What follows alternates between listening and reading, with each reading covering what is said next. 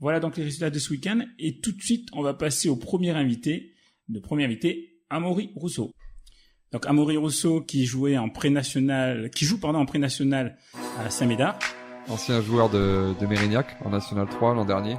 Donc c'est magnifique parce que c'est lui qui nous appelle directement. On est bien réglé. Décroche. Allô. Allô. Ça va Amaury? Salut Amaury. Bon, salut. Tu arrives au bon moment. Je suis avec Jordan Gonzalez. Yes. Et donc, comme je t'ai dit, on a plein de questions à te poser. D'abord, je te remercie d'avoir décroché ou de nous avoir appelés. Parce que on n'y croyait pas trop. Mais bon, en tout cas, ça nous fait plaisir de t'avoir en ligne. Donc, Amaury, on a parlé rapidement de ton parcours en disant que tu jouais à Mérignac l'année dernière et que maintenant t'es passé du côté de Saint-Médard. Et du côté des jaunes et noirs. Voilà. Pendant l'interview, on va revenir là-dessus avec toi parce qu'on a des questions à te poser. Mais avant, ce qu'on aimerait savoir un petit peu, c'est ton parcours. Savoir un petit peu quand est-ce que tu as mis tes premiers pieds dans le basket et comment tout ça s'est passé pour toi. Alors mon parcours, j'ai commencé le basket parce que ma grande sœur jouait au basket, donc en Poitou-Charentes à Poitiers. Puis on a déménagé sur Bordeaux et j'ai commencé le basket à Mérignac, donc depuis tout petit à Mérignac. Et j'ai fait un an de minime région au JSA et un an de Cadet France première div au JSA entre-temps, sinon toujours à Mérignac. Puis pour les études, j'ai arrêté le basket pendant 2 ans. Je suis parti 4 ans en Espagne où j'ai joué en Espagne. Ouais. Et je suis revenu donc l'an dernier à Mérignac, mon club de toujours, pour faire une saison. Et là, je viens de quitter Mérignac, donc comme vous l'avez dit, pour aller à Saint-Médard. Ok. Et qu'est-ce qui t'a poussé vraiment vers le basket? C'est uniquement le fait que ta sœur le fasse ou c'est parce que toi déjà tu trouvais quelque chose dans ce sport qui te plaisait?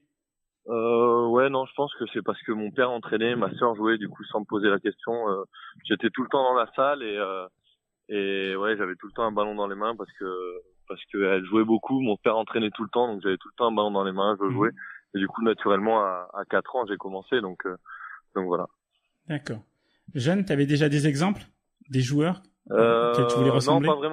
Non, pas vraiment. Je suivais pas trop le basket, ça m'intéressait pas plus que ça. Ouais. Pas plus que ça. J'aimais le sport en fait. J'étais sportif, donc j'aimais autant le basket que le foot, que le hand, que tous les autres sports co. Donc non, donc je suivais pas plus que ça le basket et donc voilà, non. J'ai commencé à suivre très tard. Très tard, j'ai commencé à suivre le basket pro et NBA et tout ça. Ouais. Et quand tu dis tard, c'est-à-dire à partir de quand? À partir de bien 14-15 ans, Ah ans. ouais, d'accord, effectivement. Ouais. Ok. Ouais, avant je subissais un petit peu, je jouais, je m'éclatais, j'étais sur le terrain, je m'amusais, je venais à la salle, je prenais le ballon, je courais, je mettais des paniers, je défendais quand même pas trop. Ouais. Mais voilà, j'étais pas dans une recherche du basket, je connaissais pas les joueurs de l'équipe de France ni rien. Ouais. Et si je dis Amaury que bon, t'es un joueur talentueux, il y a pas de doute là-dessus. Mais si je dis qu'en fait tu joues au basket, mais vraiment pour le fun, est-ce que je me trompe? Non. J'ai vite compris que je serais pas pro du basket. Ouais. Du coup, j'ai vite compris que j'en ferais pas mon métier. Et mes parents ont été très insistants pour que je fasse d'abord passer les études avant le basket. Donc j'ai toujours joué au basket, mais pour m'éclater. Je voulais pas que ce soit une contrainte. Alors je faisais des efforts, j'ai fait des efforts. Ouais.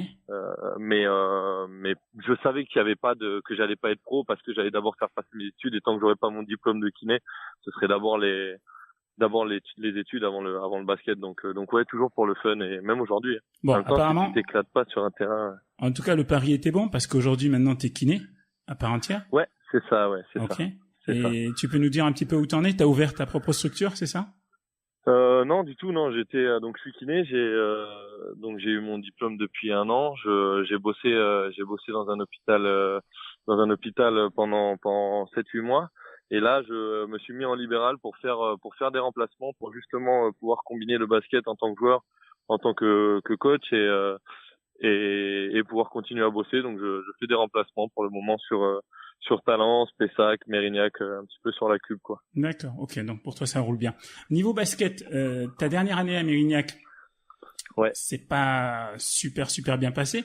Je parle pas au niveau individuel, je parle de façon collective, puisque vous êtes descendu. Collectivement, ben ouais, du coup je reviens avec beaucoup d'ambition parce que c'était Jam qui m'appelle d'Espagne, j'étais en Espagne et c'est Jamel Mala qui m'appelle pour que je revienne. Du coup, j'avais dans l'idée de rester en Espagne 1 ou 2 ans encore. Ouais. Mais Jamel m'appelle, donc je reviens et avec l'ambition de faire une grosse saison. Mais voilà, les aléas de la saison font que la saison est pas si bonne que ça et finit très mal d'ailleurs parce qu'on descend en pré-national. Donc voilà, donc ouais, saison compliquée. Je pense qu'en toutes les saisons de toutes les équipes qui descendent de division. Donc ouais, petite saison compliquée. Et voilà. Donc Jamel Mana, pour ceux qui savent pas, qui est le coach de Mérignac, la Nationale 3 l'année dernière et maintenant en pré-national. Donc, est-ce que tu peux nous dire qu'est-ce qui vous a manqué l'année dernière? Est-ce que c'était un manque de cohésion d'équipe? Est-ce que, enfin, vous étiez peut-être plus faible, tout simplement? Enfin, qu'est-ce que t'en penses? On était quoi? J'ai pas entendu. Peut-être tout simplement plus faible que les équipes adverses. Qu'est-ce que t'en penses? Non, je pense que il y avait une bonne équipe. Je pense qu'il y a toujours une bonne équipe cette année d'ailleurs à Mérignac. Ouais. Je sais pas. Je pense que c'est un tout. Des fois, enfin souvent la mayonnaise au basket dans un groupe, elle prend ou elle prend pas. Là, elle a moyennement pris et en fait, on a eu des coups bas avec des blessures, avec des joueurs qui sont partis, qui sont revenus. On a eu plein de petits coups bas en fait. Pas de coups bas, si des coups bas, plein de petites choses comme ça annexes et donc du coup voilà. D'accord. Et ça fait que la saison était compliquée et en fait, on se rend compte qu'une saison ça passe super vite. Et on arrive à la fin de la saison et on pouvait plus se sauver, c'était trop tard et malheureusement on descendait en pré-national. Et vous êtes resté quand même soudés? L'effectif est resté soudé du début jusqu'à la fin ou est-ce qu'il y a eu des petites tensions comme ça arrive dans les équipes? Il y a eu quelques tensions, mais je pense que toute équipe qui descend, c'est impossible qu'il y ait des tensions. Enfin, aujourd'hui, je suis à Saint-Médard aujourd'hui et le groupe a changé aussi, mais le groupe de Mérignac est quand même resté soudé vu que l'effectif de l'an dernier et ressemble très fortement à l'effectif de cette année. Donc c'est que les garçons sont restés soudés aussi. Donc voilà. Okay. Et moi j'avais une question, Amaury. Pourquoi ce changement? Pourquoi est-ce que tu es parti à Saint-Médard justement et que t'es pas resté une année de plus à Mérignac? En fait, comme vous l'avez dit juste avant, l'idée c'était vraiment de faire du basket pour le fun, de m'éclater. Et je suis très intéressé par le coaching depuis 2-3 ans en Espagne, là où j'ai beaucoup appris. Et donc moi mon idée c'était de tranquillement arrêter le basket en tant que joueur et de devenir coach. Donc dans un premier temps, à la fin de la finale de la Coupe 33, j'annonce à l'équipe que j'arrête le basket. Puis Camille Delorme m'a contacté, le coach de Saint-Médard. Étant un grand fan de Camille parce que je le voyais jouer à Mérignac justement quand j'étais petit, à l'époque avec Big Ben, Davy Milon, toute cette grosse équipe qui a été jusqu'en N2. Et quand il m'a appelé, du coup, voilà, je me suis laissé tenter par une année de plus avec un projet qui ressemblait à celui de Mérignac, qui était celui de remonter et d'être sous les ordres de Camille en tant que joueur. Ça me plaisait vraiment. C'était un projet qui me plaisait vraiment. Je comprends ton point de vue, Amaury, parce que j'entraîne moi-même. Donc effectivement, c'est l'idéal effectivement d'être coaché par un joueur que tu as admiré et qui plus est a fait ses preuves en tant que coach. Mais tu as 25 ans, je crois. Ouais, 26, j'ai 26 ans. C'est pas très tôt pour penser déjà à ta reconversion? Je sais pas. Je crois pas. Il faut que le basket ça reste du plaisir et si en étant sur un banc ou au bord du terrain, je prends énormément de plaisir, pourquoi pas. Alors pour le moment, si c'est bien d'aller se vider la tête le mardi soir, le jeudi soir, en allant courir, en apprenant des choses. Mais au bord du terrain avec un groupe, je prends vraiment beaucoup de plaisir à entraîner. Donc voilà, j'aime beaucoup le basket, mais j'aime beaucoup coacher en fait. J'aime beaucoup entraîner, j'aime beaucoup tout ce qu'il y a autour du match en fait. En fait, j'ai l'impression que tu préfères entraîner que jouer un peu, non? Ouais, je suis. En fait, c'est ce que je disais un petit peu au début aussi. C'est, je sais que comme joueur, j'ai vite pris conscience que j'irais pas plus haut et que même si, on parle de ces niveaux-là, Prénat, N3. J'ai vite pris conscience que j'irais pas jouer en pro. Et comme entraîneur, ça m'intéresse de pouvoir monter s'il y a des possibilités. Donc j'essaie de créer, de me former petit à petit et d'avoir mon petit bagage petit à petit avec certaines convictions et d'en apprendre tous les jours pour monter, pour monter. Et du coup, en fait, tu coachais les filles de Mérignac, et pourquoi t'as pas gardé le groupe de l'an dernier, du coup? Je coachais la DF2 de Mérignac, un super groupe avec lequel on est d'ailleurs monté en première division féminine départementale, et j'ai eu l'opportunité de pouvoir coacher la pré-nationale à Mérignac. Donc voilà, le Richard Cardona qui a entraîné Mérignac est parti au JSA, donc entraîner aussi les pré-nationales des JSA. La place était libre. On m'a proposé le poste et c'est quelque chose qui me plaisait. On a reconstruit un projet senior fille à Mérignac avec le groupe senior fille 1, senior fille 2. Et c'était vraiment un projet qui me plaisait. On en profite pour restructurer le pôle féminin à Mérignac avec Sophie Maury qui gère ça, et du coup c'est quelque chose de très intéressant. Et voilà, on cherche d'ailleurs toujours un coach pour les seniors filles 2 si quelqu'un est intéressé et qui écoute, c'est avec plaisir qu'il peut contacter Mérignac ou moi-même pour offrir ses services. Ok, on prendra 20% de la commission, d'accord? Ça te dérange pas? Ça marche. Non, il y a pas de souci. On transmet. Si quelqu'un est intéressé, il nous contacte, on transmet. Amaury, juste avant, parce que on avait effectivement prévu de te parler de la formation, parce qu'on sait que c'est ce qui te passionne.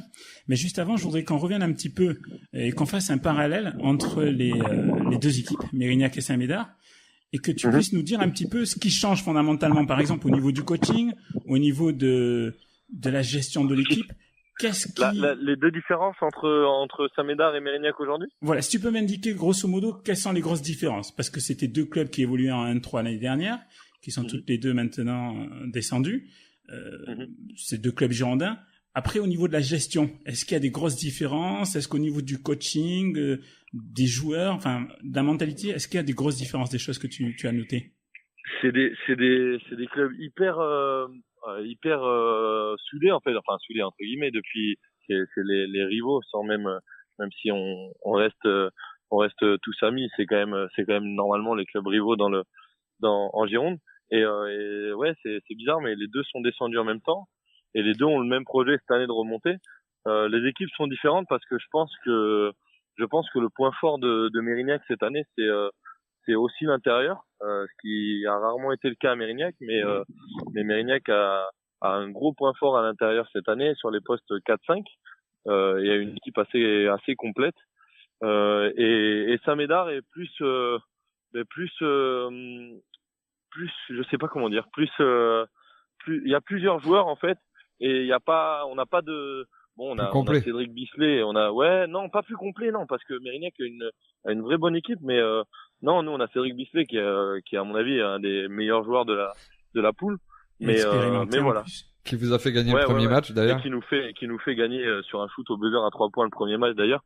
Et voilà, alors que Mérignac, ils vont aller chercher sur leur intérieur, ils sont capables de revenir, d'insister, de faire mal sur ce jeu intérieur. Ils ont Max Fontins qui peut mettre des shoots à 3 points, ils ont les shooters extérieurs, ça peut driver.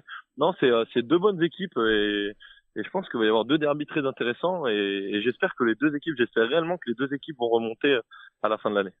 Et t'as trouvé ta place facilement dans le groupe de Saint-Médard en arrivant justement de Mérignac, qui est un club rival? Est-ce que...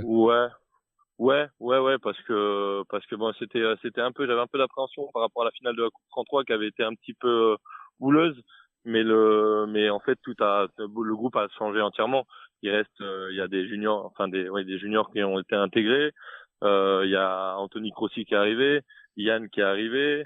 Voilà, donc le groupe a quand même changé, le coach a changé, donc tout a été un petit peu modifié. Il y a de nouvelles bases, donc tout s'est reconstruit. Et pour le moment, je me sens très bien là-bas, c'est clair. D'accord. Au niveau du coaching, Amaury, tu nous as indiqué grosso modo les points communs et les différences que tu voyais au niveau de la gestion globale de l'équipe. Au niveau du coaching, est-ce qu'il y a des choses que tu as pu noter, des différences fondamentales? Je pense que Jam motive tout le monde, et il est dans le combat en permanence, et il lâchera rien. Je pense qu'il lâchera jamais rien et il transmet vraiment ça. Je pense que Mérignac va perdre peu de matchs de 2-3 points parce que justement dans ces moments-là, il est dur et il sait motiver et il sait donner envie à quelqu'un de jeter sur un ballon, d'aller chercher un rebond. Voilà. Alors que Camille, lui, est plus technique, je dirais. Je dirais que ses expériences en pro en tant que joueur et un peu en tant qu'entraîneur d'ailleurs aussi le font plus technique. Voilà.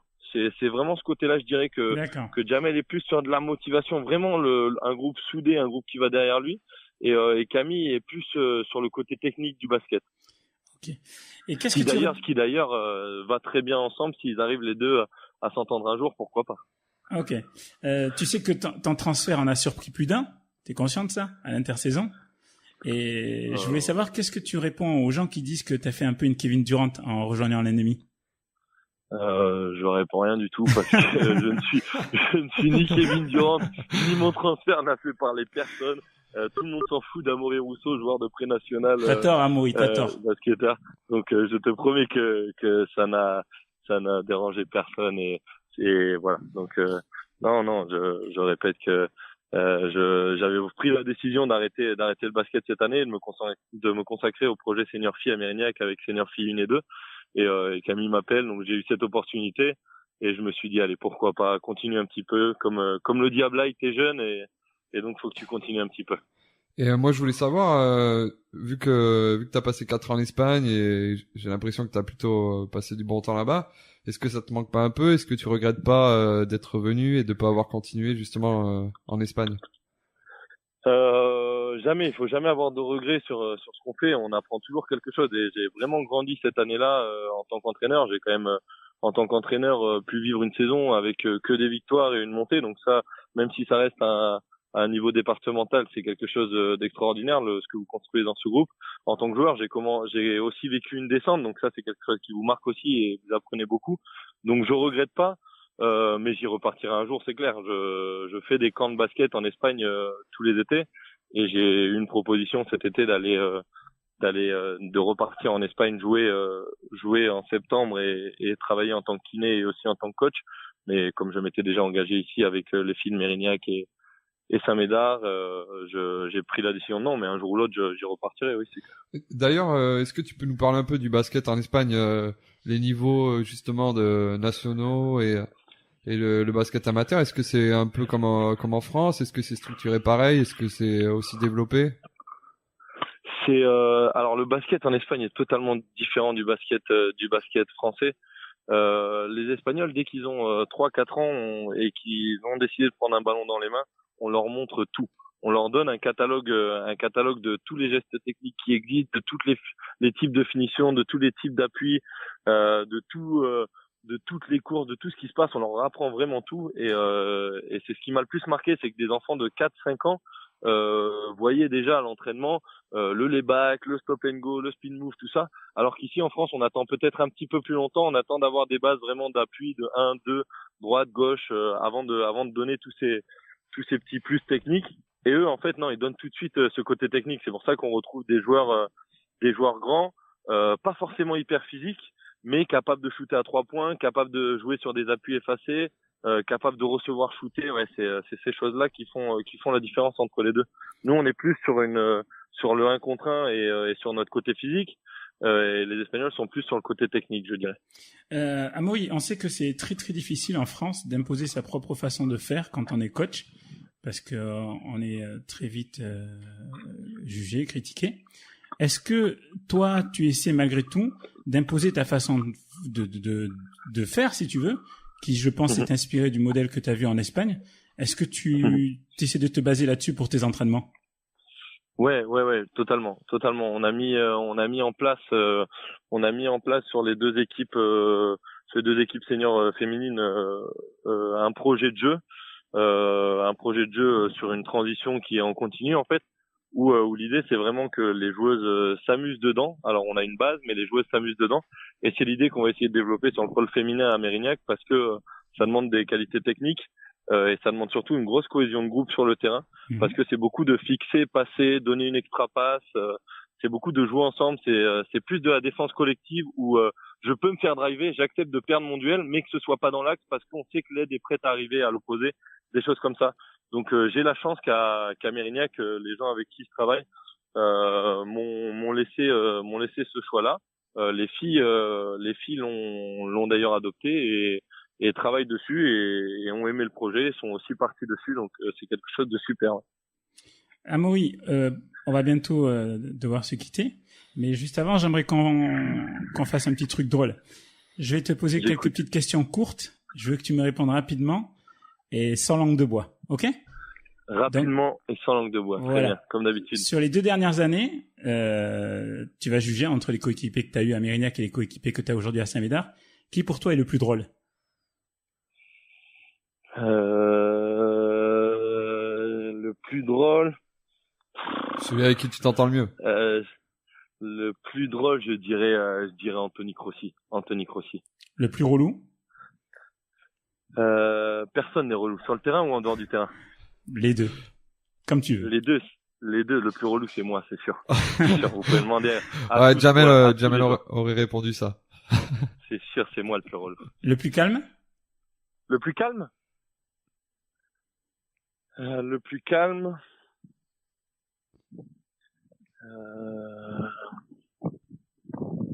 Georges Tournier.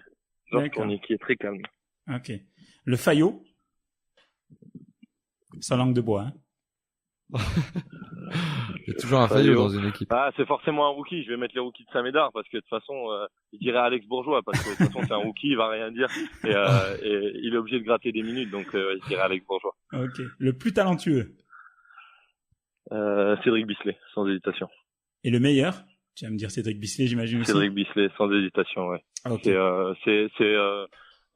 C'est jouer à ses côtés, il sait tout faire. Il sait vraiment tout faire, il est capable de tout faire. Et sans hésitation. Ok. Bon, Amaury, qu'est-ce qu'on peut te souhaiter pour la saison à venir? Si on doit se recapter, bon, j'espère qu'on t'aura de nouveau d'ici la fin de saison, bien évidemment. Mais si on devait se rappeler à la fin de saison, qu'est-ce qu'on pourrait dire si on devait dire, voilà, on dit, Amaury a fait une bonne saison. Qu'est-ce qu'on pourrait dire? Est-ce qu'on dira que t'as cartonné au scoring? Est-ce qu'on dira qu'est-ce qu'on dira? Que t'es monté avec l'équipe de Mérignac? Avec les filles de Mérignac? Non. Si vous voulez me souhaiter une bonne saison, il faut que on ait trouvé un coach au Senior Phi 2. Ça, ce serait très très bien. Ce serait une très très bonne saison. Il faut que Mérignac et Saint-Médard remontent en N3. Ce serait une très très bonne saison. Et il faut que les filles de Mérignac soient dans le top 4, top 5 de prénat et prennent du plaisir. C'est hyper important de prendre du plaisir sur le terrain. Et voilà, ce serait une bonne saison si on arrivait à prendre du plaisir et repartir sur une deuxième année avec des objectifs un peu élevés. Ok. Bon, super Amaury. Je sais que là tu dois partir vite coacher de nouveau. Yes. On te remercie beaucoup d'avoir participé à cette première édition. Limite, on l'avait monté pour toi ce podcast parce qu'on voulait absolument savoir qu'est-ce qui t'avait poussé à partir de Mérignac. Et oui. On a compris que voilà, c'est le coaching. Et que t'étais fan de Camille comme pas mal d'entre nous. Ouais, c'est pas un départ de Mérignac. Pensez que c'est avant tout un départ du basket en fait, avant d'être un départ de Mérignac. C'était un départ du basket qui finalement je me suis laissé tenter par une année de plus. Mais c'était pas un départ de Mérignac. Mérignac c'est mon club de cœur et ça restera toute ma vie. Et d'ailleurs il y a plein de gens dans le basket girondin qui ont Mérignac comme club de cœur et qui seraient prêts à beaucoup de choses pour Mérignac. Ouais. Et ça reviendra un jour, j'en ai aucun doute. Parfait. Bon, je te remercie beaucoup, Amaury. J'espère qu'on sera de nouveau au téléphone d'ici la fin de saison pour faire le point, savoir un petit peu où t'en es. On pourra le rappeler pour les derbys. À bientôt, bon courage. À plus tard, ciao. Merci. Salut Amaury, merci. Bye. Voilà, donc c'était Amaury Rousseau. Qu'est-ce que t'en as pensé, Jordan, Amaury? Non, il est très sympa. Je connaissais quand même avant. Et très sympa, très ouvert. Mais ça se voit qu'il préfère quand même beaucoup le coaching au jeu. Voilà, il avait prévu d'arrêter, il pensait se consacrer à son rôle de coach, et puis après une proposition de Camille Delorme, ça se refuse pas. Bon, en tout cas, c'était cool de la voir. C'est toujours surprenant quand t'as quelqu'un d'aussi jeune qui pense déjà à l'après-basket. Mais bon, il nous a bien expliqué. Et après, il y a beaucoup de jeunes qui arrêtent le basket tôt, je trouve. Les études, souvent. Ouais, souvent les études, ou je sais pas, peut-être le manque d'envie, je sais pas trop, faudra en discuter un jour.